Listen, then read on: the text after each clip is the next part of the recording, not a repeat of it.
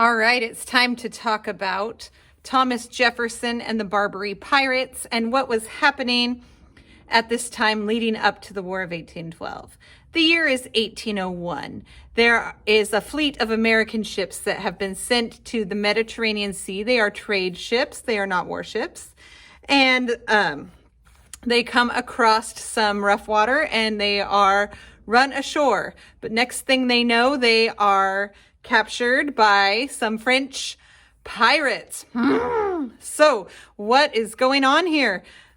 As we have discussed before, American ships, over 1,000 American ships were facing trouble on the high seas during the early 1800s.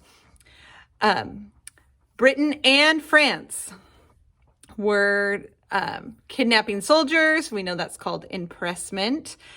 This eye patch is driving me crazy, so I'm going to have to take this off, sorry.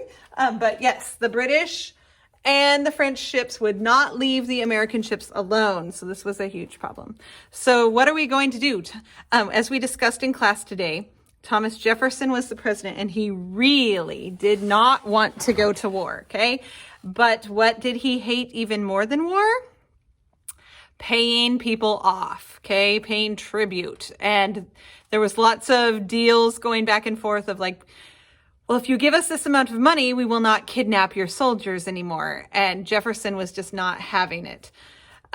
He was like, no, we are not going to negotiate with pirates. Not something that we are going to do. So Jefferson had an idea and he thought it was a good idea, but it kind of backfired.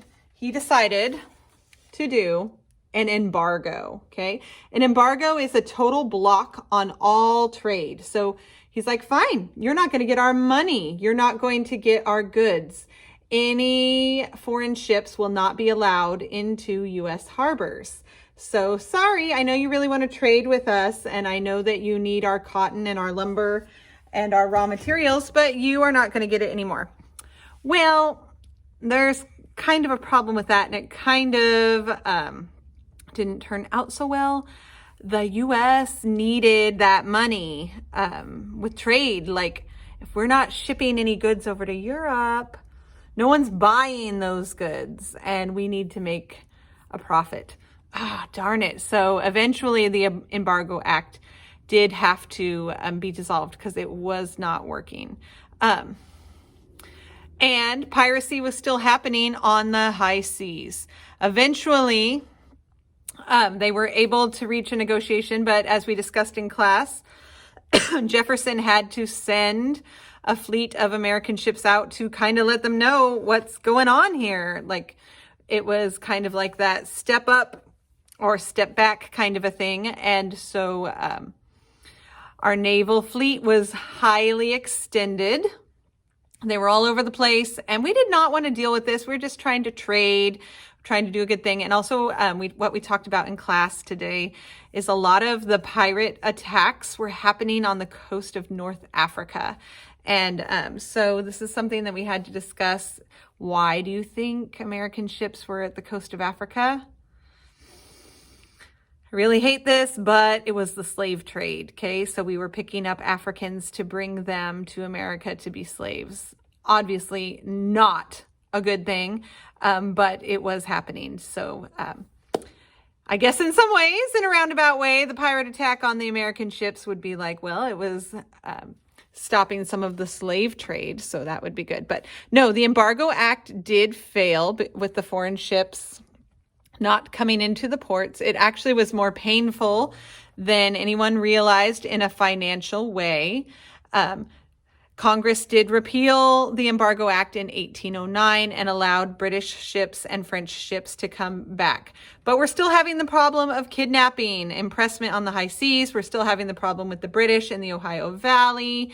We're still having the issue of Native Americans having guns. We're going to learn about a Native American named Tecumseh, who tried to unite the tribes against the Americans. So there's a lot of different things that are starting to boil up here. We're going to learn about a group of young congressmen in the United States called the War Hawks. The war hawks were ready to go to war with Great Britain. They had seen their grandparents, or maybe even their great-grandparents, go to war with Britain for the American Revolution, and they were ready to have their own say with Britain and for once and for all. So things are going to get extremely heated around here. There was a lot of national pride. Like, you know, we are Americans and we have the right to defend this. A lot of people in America at the time felt like the North American continent was ours to conquer. And of course, we know the natives were already here, but it is how history played out. Also, people wanted to make the frontier safe as settlers were moving west. Remember, history is always told, unfortunately, by the winner, by the victor. And there is that African proverb that says, until the lion learns how to write, history will always be told by the hunter. Think about that for a minute. So yes, we're teaching American history. So we are saying, you know, go America. We win these wars and we fight these battles and we have the right cause on our side. Sometimes we did, definitely, like in the Civil War, which we'll learn about later, the fight against slavery and the fight for equality. But sometimes we did not always have the best interest at heart. But the British were knocking on the door. And so Jefferson finished his terms, and of course Madison was next, and Madison has to solve the problem. Thomas Jefferson was able to kind of quell some of the piracy attacks, but there was still a lot of trouble on the high seas. Over 6,000 soldiers impressed or kidnapped, over 1,000 American ships captured. Not a good thing. I think war is gonna happen. Pirates or not.